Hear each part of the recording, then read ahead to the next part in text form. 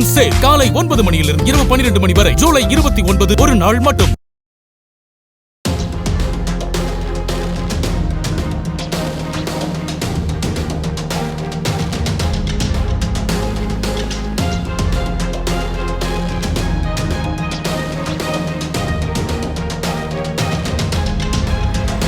வேலூரில் இரவு வாகன சோதனையில் ஈடுபட்டிருந்த பெண் காவல் உதவி ஆய்வாளர் சத்யவாணியிடம் வாக்குவாதத்தில் ஈடுபட்டதுடன் அவரை தாக்கி கீழே தள்ளிய தந்தை மகன் இருவரையும் போலீசார் கைது செய்தனர்.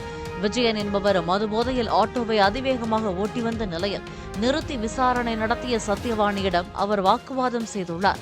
அத்துடன் தனது மகன் யுவராஜுக்கு போன் செய்து வரவழைத்துள்ளார்.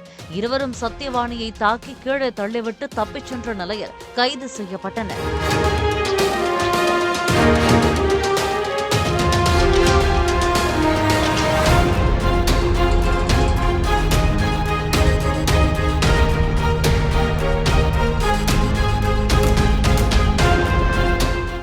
மூன் சேல் காலை 9 மணியிலிருந்து இரவு 12 மணி வரை ஜூலை 29 ஒரு நாள் மட்டும்.